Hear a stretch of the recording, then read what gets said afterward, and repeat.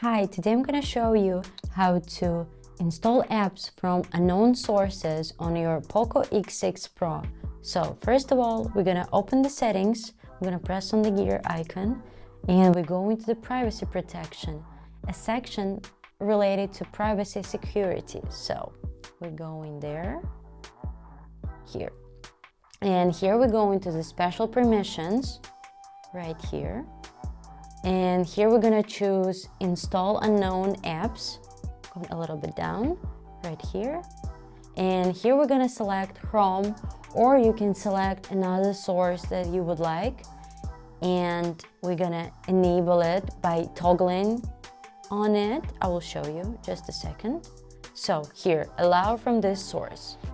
So we pressing on toggle, and here's notification that it's danger and that you are aware of it.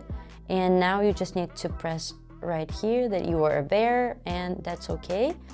And now we can press on OK, and that's it.